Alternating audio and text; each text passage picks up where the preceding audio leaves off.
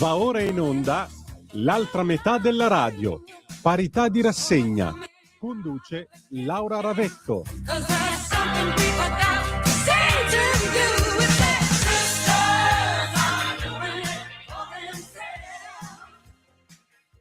Buongiorno, a voi la linea.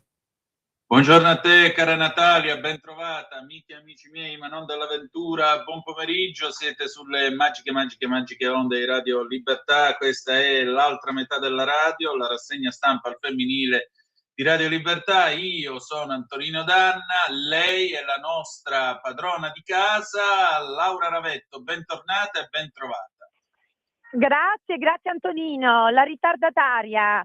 Ero in commissione e adesso mi sto spostando nel mio ufficio per parlare con voi. Grazie. Sotto il diluvio romano. Non eri a ballare, Laura, ci mancherebbe pure, è un ritardo più che giustificato. Quello mai. Comunque sta piovendo anche qui nel profondo nord. Ma io abbastanza bene, c'è questo cielo grigio con la pioggia che è un po', diciamo così... Inquieta, vabbè, ma c'è anche un po' di clima natalizio, lucine varie. Sì. Ho visto questo weekend a Milano, hanno fatto cose molto carine, dai. Sì, è bellissimo, devo dire la verità. Poi sai, oggi è già il 16 di dicembre, insomma ci avviciniamo a grandi passi al Natale, alla fine dell'anno, periodo di bilanci, periodo di famiglia, ricordi, nostalgie, tombolate. Ecco, io vi auguro di trovarvi a casa, in famiglia, soprattutto in pace. Se vi capita, purtroppo, perché poi succedono, il cenone dove c'è quello che deve andare lì per litigare coi parenti che vede una volta all'anno, per mettersi a discutere di questo e di quello, alzatevi, andatevene, fatevi il Natale da soli che è meglio, guarda. Quindi, per fortuna, io ho risolto il problema alla radice. Comunque, cara Laura, allora, se tu ci sei, possiamo cominciare la nostra trasmissione e naturalmente...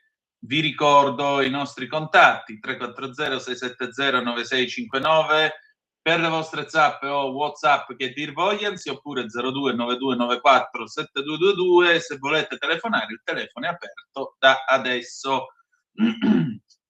Laura, sei ancora con noi?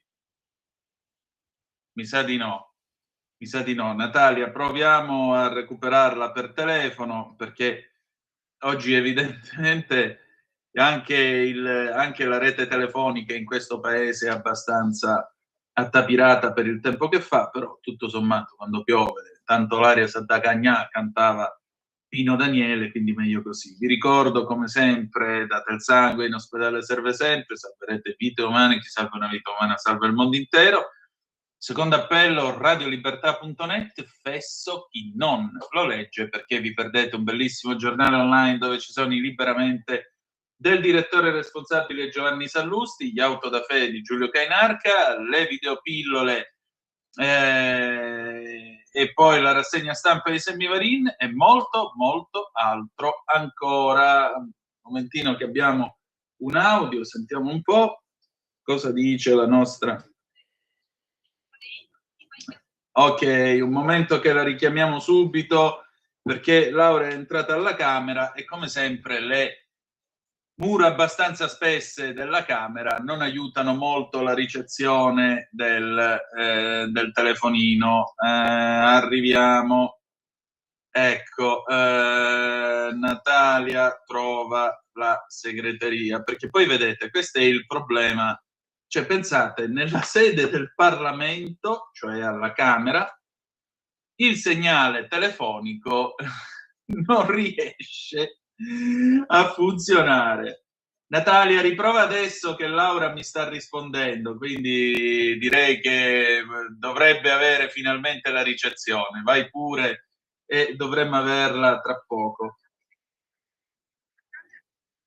Ecco, adesso è in ufficio alla Camera col wifi, mi dice. Quindi nel caso eventualmente prova a chiamarla attraverso WhatsApp e la mettiamo in viva voce al microfono della regia, vedi un po' tu, perché purtroppo quando il telefono entra lì, entra quasi in un gorgo, da quale è difficile che venga fuori.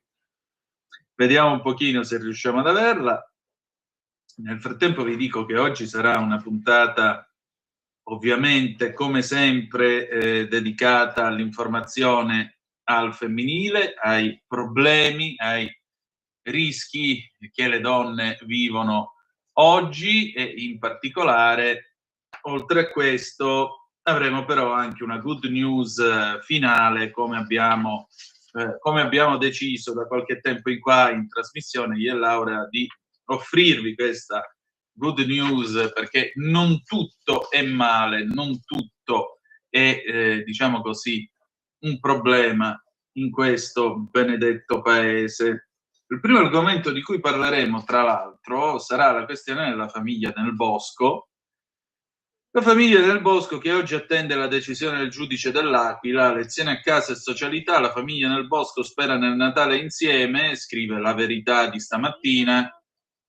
La coppia neorurale si è aperta al dialogo e ha accettato di ammorbidire le sue posizioni isolazioniste e moderato ottimismo per il verdetto. Laura, sei tornata? Ah, meno male, dicevo, no, perché io ho sentito tutto, sempre tutto. Non so come mai sono sparita io, ma io vi ho sentiti. No, arriviamo subito alla famiglia nel bosco. Volevo solo dire, quando parlavi di pace, che auspichiamo anche una pace un po' internazionale, perché alla fine, nonostante tutti i detrattori, naturalmente sarà difficile, complicata, però oggi vedere la foto di gruppo sull'onda del percorso di pace di Trump, insomma, dava dei segnali di speranza. Sei d'accordo? Sì, sai perché rosicano? Perché non c'è Biden in quella foto. Esatto, questa è la verità.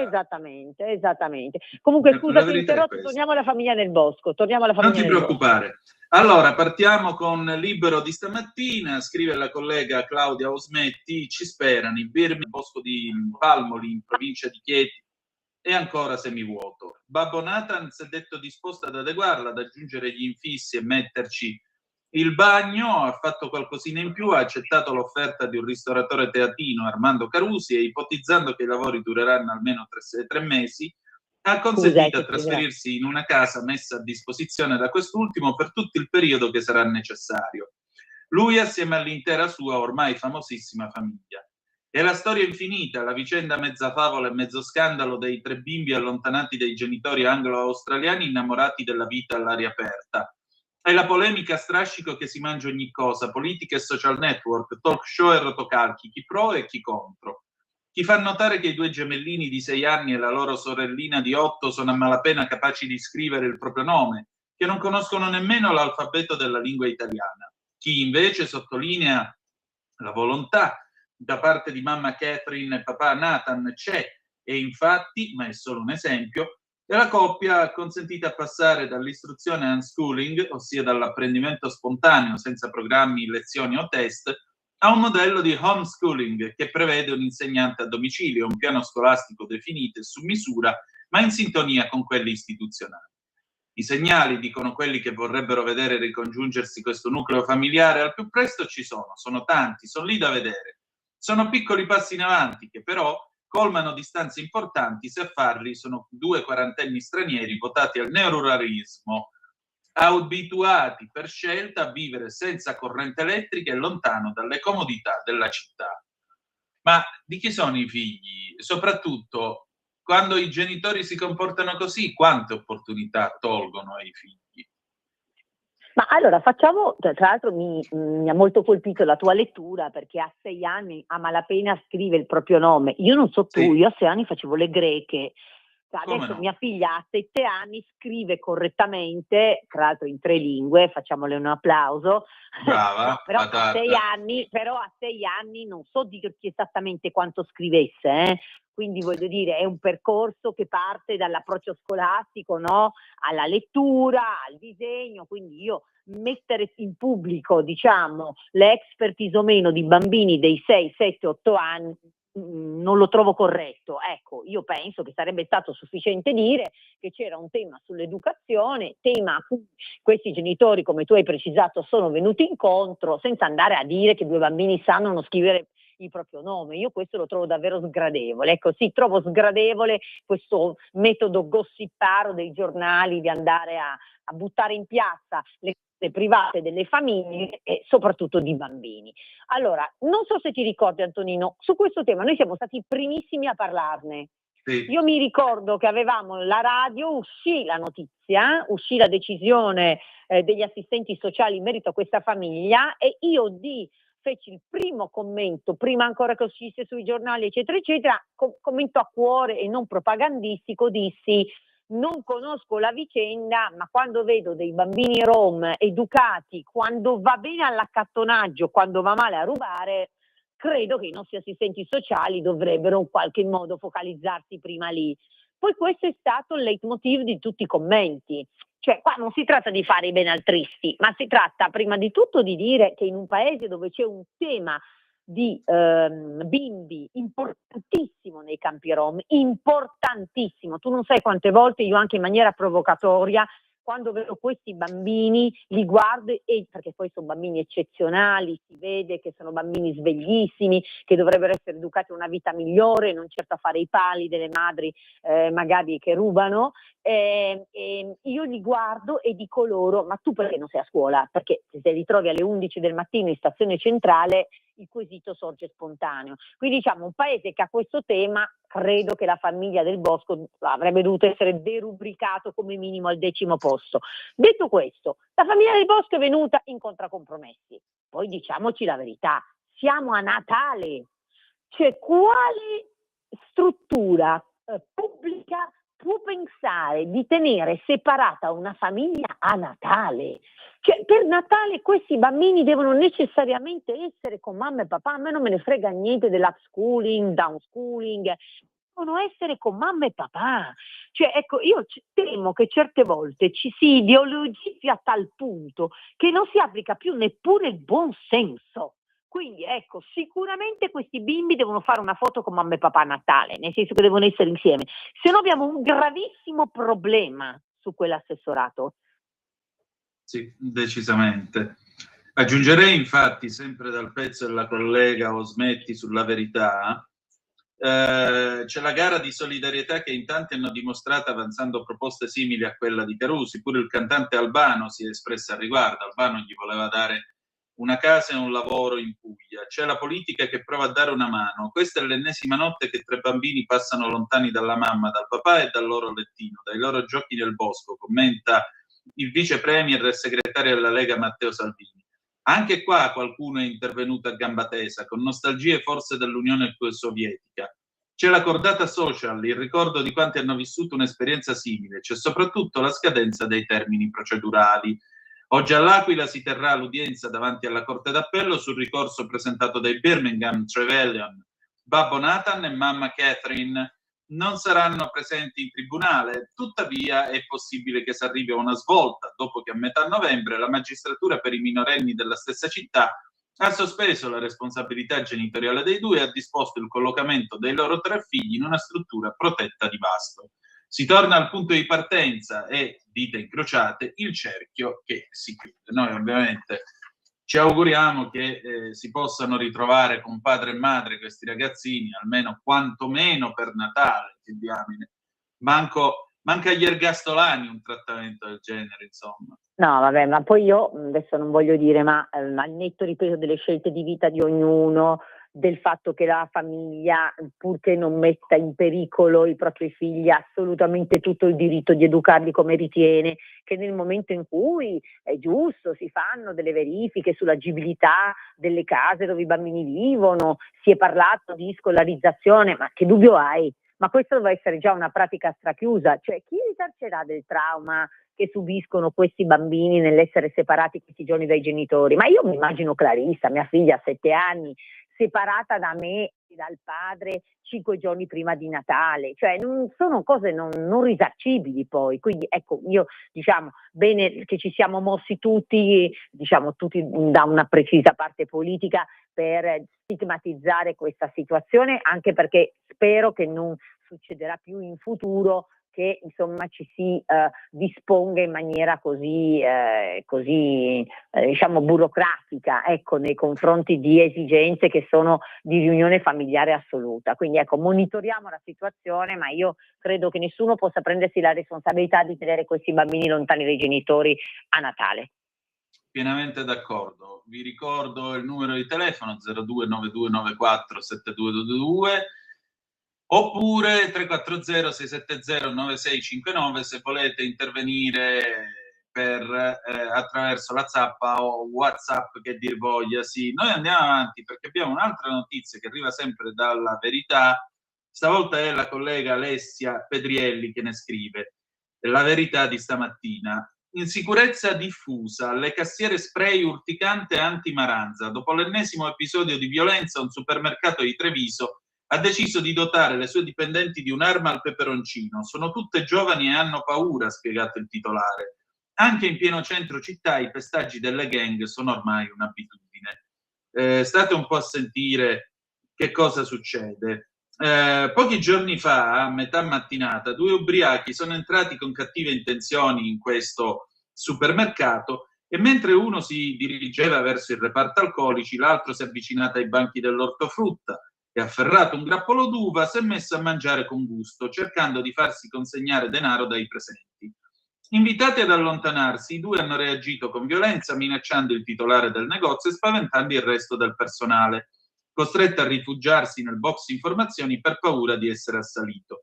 Decisivo l'intervento della figlia del proprietario che, vista la situazione di pericolo, con un impeto di coraggio ha sfoderato lo spray al peperoncino e messo in fuga i due. Da lì l'idea di dotare tutte le cassiere del presidio deterrente. Le cassiere sono giovani e hanno paura, ha dichiarato il titolare alla TV locale, ricordando altri 3 episodi simili avvenuti nel giro di un solo mese, uno dei quali costato la frattura di una mano a un dipendente che cercava di difendere una collega.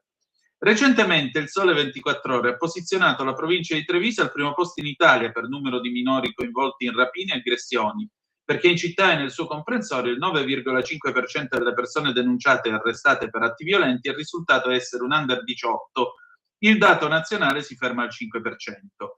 E insieme ai dati anche le cronache recenti confermano il trend. A meno di 1 chilometro di distanza dal supermercato con le cassiere costrette ad armarsi, dalla parte opposta del centro cittadino, una settimana fa, in una serata di movida, 10 Maranza hanno accerchiato e brutalmente pestato 4 giovani trevigiani, colpevoli solo di aver risposto per le rime alle offese pronunciate dalla gang, con l'intento di provocare. In risposta allo scambio colorito di epiteti, uno degli stranieri ha colpito uno dei rivali e, per tentare di far rientrare la situazione, un amico è corso a difenderlo. A quel punto però il gruppo di Maranza si è accanito su di lui, colpendolo al volto, rompendogli mandibola e orbita e ferendo gli altri con calci e colpi sferrati col tirapugni.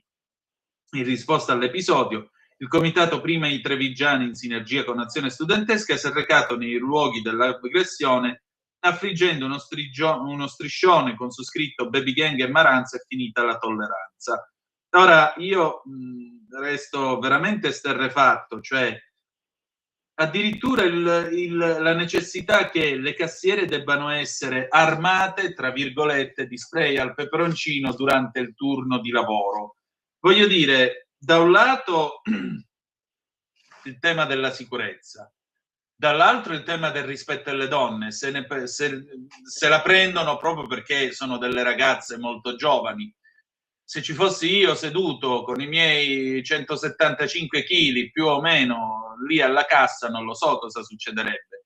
E poi c'è anche il punto, oltre al tema della sicurezza, anche il tema di un'integrazione che ha fatto fallimento totale, perché non è possibile che i Maranza, un po' come erano i tamarri di una volta nei paesi, vadano in giro zillando, come si dice dalle mie parti, cioè provocando, apposta per poter picchiare qualcuno. Cioè uscire di casa per il desiderio di andare a fare rissa con qualcuno. Ma che cacchio campi a fare? Ma trovati un lavoro.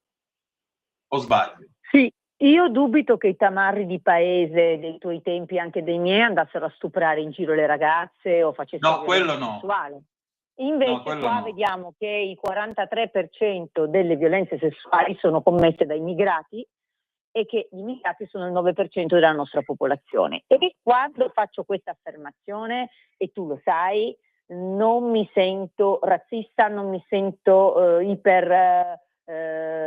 troglodita, non mi sento non aperta. Tu lo sai benissimo qual è il mio background culturale. dal mio background culturale dico che questi numeri sono inequivocabili e non sono numeri più accettabili. Ormai se si parla di sicurezza si parla di donne e anche questo è inaccettabile. Cioè chi è la prima vittima dell'insicurezza delle città? Le donne, specialmente le giovani donne, ma non solo. Le donne non possono più andare in giro da sole dopo una certa ora e anche non dopo una certa ora hanno paura.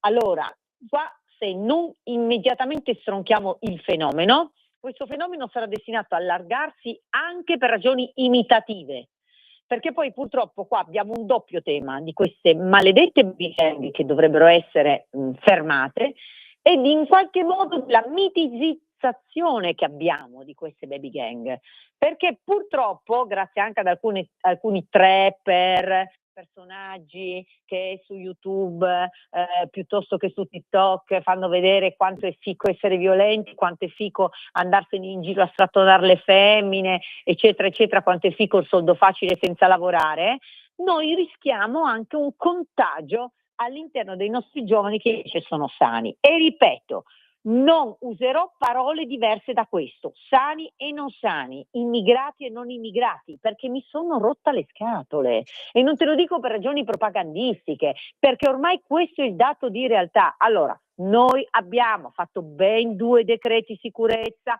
con normative specifiche sulle baby gang, però certo che se tu fai centri in Albania e i giudici ti dicono che non li puoi mandare in Albania, non puoi rimpatriarli, chiudi i confini e domani Matteo Salvini per saltum ce lo mandano in Cassazione per riaprire il processo e speriamo di no.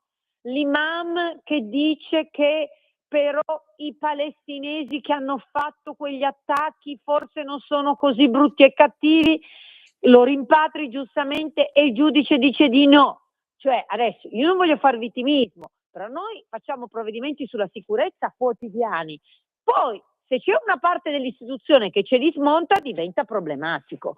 Qua non è più accettabile avere questo tipo di immigrazione. Io ti farò sorridere, Antonino. Io sono stata questa settimana a Riyadh e parlavo con delle persone di Riyadh, ok?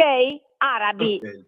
Sai Sì. cosa mi dicevano? Milano bellissima, ma non è sicura. Ci derubano se veniamo lì. E io gli ho detto, la cosa incredibile che ci derubano, no, dei soggetti di origine, diciamo, nordafricana.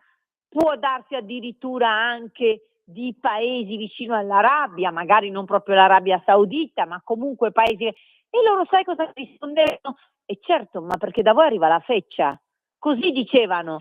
Se lo diciamo noi ci becchiamo le querele, ci dicono che siamo dei trogloditi, che siamo dei nazisti, che siamo dei fascisti.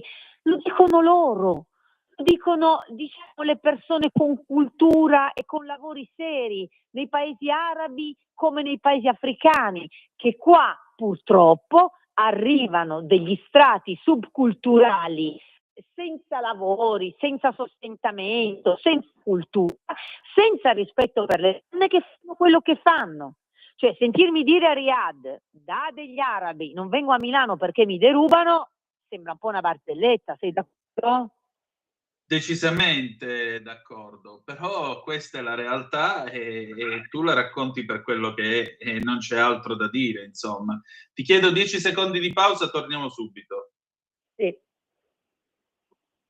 Lo amiamo perché ci offre sempre le cose più buone e naturali. Linea Alberto Acerbis. Cari amici, care scette, cari siure, cari tutti di Radio Libertà, Alberto Acerbis è qua anche stamattina. Non dimentichiamo l'olio però, cioè confezione di Natale è una cosa che inizia e finisce, numero chiuso.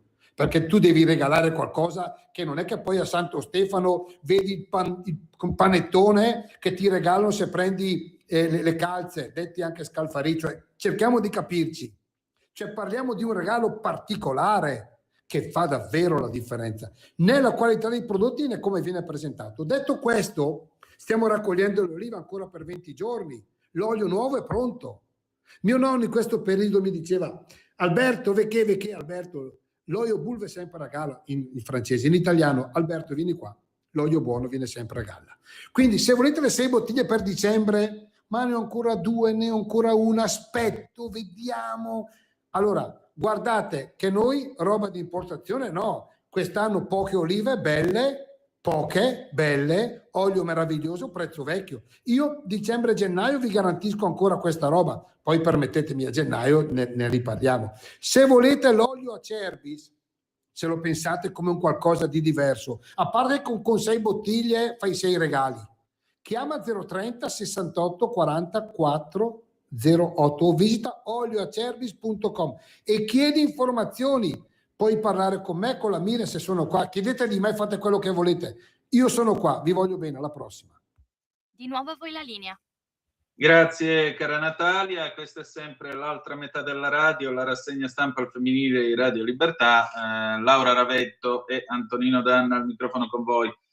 Laura, accanto a questo noi ora riprendiamo un tema che comunque periodicamente affiora quasi in maniera carsica nelle nostre conversazioni e arriva sempre dalla Verità, però di lunedì 15 di dicembre, l'intervista al giudice Giuseppe Cricenti, che è giudice della Corte di Cassazione, e il dottor Cricenti è stato intervistato dalla collega Francesca Ronchin. Lui parla della maternità surrogata. Lui ha scritto questo libro, Il mercato del ventre, il caso della maternità surrogata, e lui dice alcune cose. Prima di tutto, il diritto a un figlio sacrifica i bimbi, e poi dice: le leggi danno più peso alle coppie che al nascituro. Chi affitta un utero può ripensarci, in quel caso il neonato viene abbandonato. Non solo, vero è che l'essere genitore ormai prescinde dalla procreazione naturale. Come insegna l'adozione, esistono diversi modelli di maternità biologica, legale, sociale. E il giudice Cricenti dice: a sostegno della gestazione per altri si evoca il fatto che la maternità non è solo un fatto naturale ma sociale, il che non significa sul piano etico che ogni forma di maternità debba essere ammessa senza limiti. La gestazione per altri costituisce una forma di compravendita del bambino, almeno nei casi in cui è previsto un corrispettivo, e comporta uno sfruttamento della donna gestante che nella quasi totalità dei casi è una donna povera originaria di un paese povero e lo fa per motivi economici. A lei però arriva solo 1/10 di quanto guadagna l'agenzia. Dalle fila di PD, 5 Stelle, Sinistra Italiana, più Europa si perora la causa della GPA solidale. Potrebbe essere la soluzione? In astratto è possibile, ma perché sia altruistica occorre la totale assenza di compensi o rimborsi spese della donna che affitta l'utero, che a sua volta dovrebbe avere la sincera intenzione di aiutare la coppia infertile, cosa che nei paesi in cui è ammessa, come il Regno Unito, avviene solo nell'1% dei casi. Peraltro, quando gli inglesi non trovano una donna solidale, vanno all'estero a fare la gestazione per altri a pagamento. Lo scenario che lei racconta, dottore, sembra essere di vero e proprio sfruttamento. Eppure le maggiori resistenze sembrano provenire più da destra che da sinistra, da chi solitamente dice di avere a cuore i diritti umani. Come mai? La situazione è un po' più complessa. Proprio perché la surrogazione a pagamento comporta uno sfruttamento della donna, molte femministe di sinistra sono contrarie. Le destre in generale si oppongono, anche perché vedono in questa pratica una deviazione del modello naturale di procreazione ritenuto come l'unico accettabile. Il governo Meloni ha reso la GPA reato universale, cosa che la rende illegale anche se fatta all'estero. Nichi Vendola, padre di un bambino nato proprio con questa pratica, parla di destra oscurantista che puzza di medioevo. Lei è d'accordo con la decisione italiana di vietare la pratica? Risposta: sono contrario alla gestazione per altri a pagamento perché crea un mercato dei bambini e uno sfruttamento delle gestanti. Nel caso di Vendola il costo è stato di 100.000 euro, quindi difficile pensare sia stata una surrogazione altruistica. Se una misera percentuale è andata alla donna che ha portato questo bambino in grembo, insomma, io non ci vedo niente né di solidale, né di sociale, né di rispettoso delle donne. Però quella che è madre sei tu, quindi credo sia tu quella che deve esprimersi. No, ma io su questo, lo sai, sono sempre stata molto chiara. Cioè, io per esempio sono una che su molte pratiche, per esempio quello del congelamento degli ovuli, penso che questo paese sia indietro.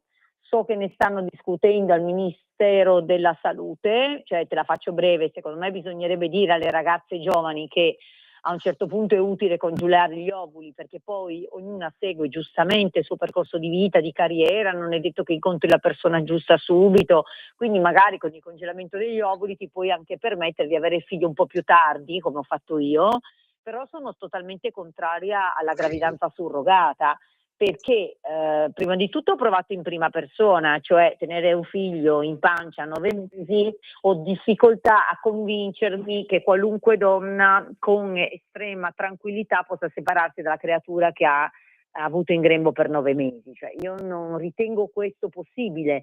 Secondo me è un dolore che si procura alla donna enorme. E poi perché io ritengo che qua, e in questo concordo con l'articolo, si dia importanza al diritto del genitore ma non al diritto del bambino. Cioè, secondo me quando si parla di genitorialità bisogna partire dal diritto del bambino, e il diritto del bambino è avere una madre e un padre e sapere chi è la sua madre biologica, punto. Cioè, non è che, non esiste neanche un diritto alla genitorialità, è una legittima aspettativa. Qua ti sto parlando da avvocato, cioè è giusto che ognuno di noi abbia l'aspettativa di diventare genitore, ma non c'è scritto da nessuna parte, nessun ordinamento, che tu hai diritto a diventare genitore, mentre c'è scritto in moltissimi ordinamenti e raccomandazioni internazionali che i bambini hanno diritto alla famiglia, che per me è il padre e la madre, per altri probabilmente no, ma per me è così. Su questo, guarda, io sono ampiamente d'accordo con te. È altrettanto vero però che il dottor Crecenti dice state molto attenti perché le leggi danno più peso alle coppie che al nascituro, ma mi sembra evidente... Questo è un problema. E infatti questo governo secondo me è un presidio a questo problema. Noi ogni volta che abbiamo affrontato il tema della maternità siamo partiti dal diritto del bambino. Cioè basta partire dal diritto del bambino e non sbagli. Ma se si parte dal diritto del bambino però è da abolire l'aborto.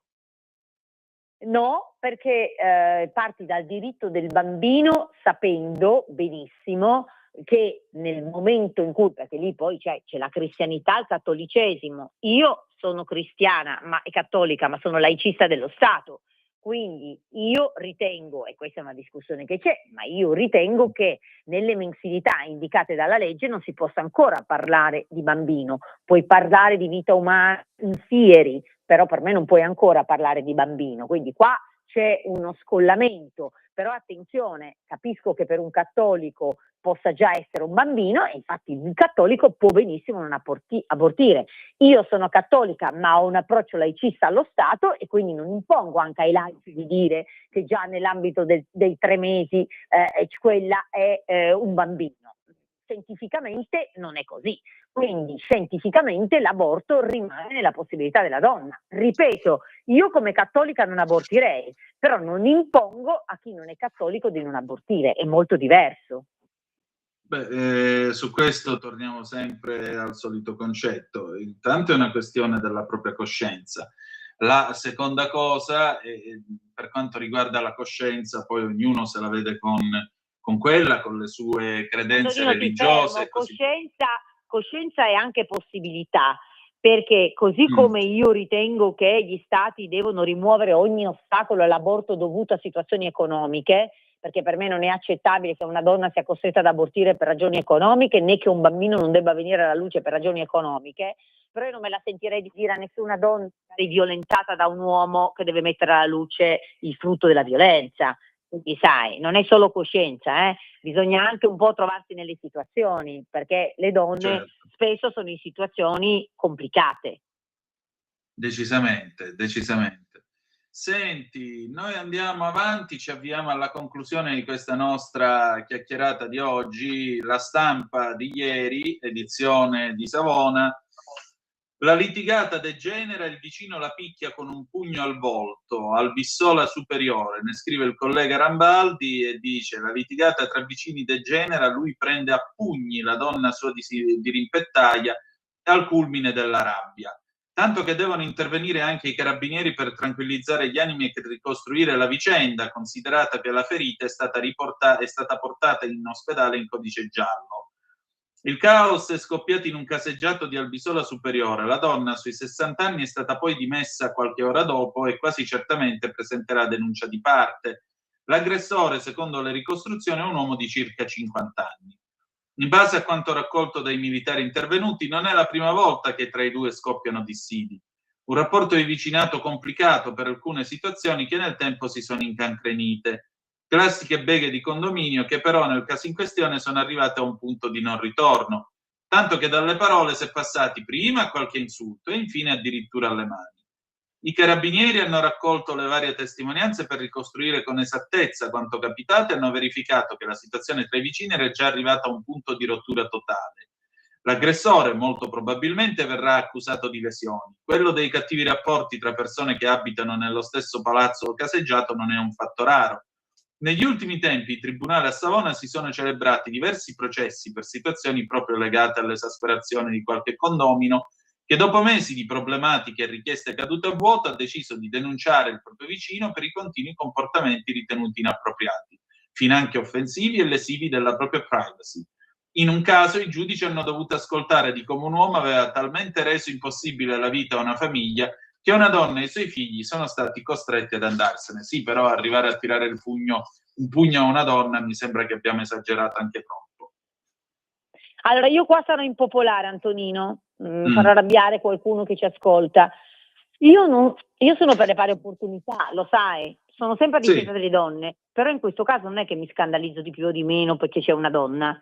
Scusa se te lo dico, cioè una cosa è quando parliamo di femminicidi, cioè uccisione di una donna perché l'ex partner o il partner non ha accettato la fine della relazione, quindi non solo perché donna, perché la vita umana è uguale per tutti. Una cosa è quando parliamo di violenze sessuali che coinvolgono per lo più le donne, quindi quelle povere commesse con lo spray. Una roba è quando c'è una bestia che tira il pugno a uno, cioè a me spiace moltissimo per la signora, però quel tema non è che era una signora, pure l'avesse tirata un signore di 60 anni era una bestia uguale, cioè che dirti, cioè io ritengo queste modalità poi per liti condominiali atteggiamenti bestiali, poi adesso bestia nel senso diciamo generico, non è che voglio dire sì, che per carità, diciamo signore, in civile, sì. Però voglio dire, si è superato il limite, cioè se siamo ridotti così, però voglio dire, mi sconvolge la cosa, mi sconvolgerebbe pure se fosse un uomo, non è che poiché abbiamo la rubrica delle pari opportunità, qualunque cosa succeda a una donna è in qualche modo più grave, è grave di per sé, secondo me questa cosa, ecco.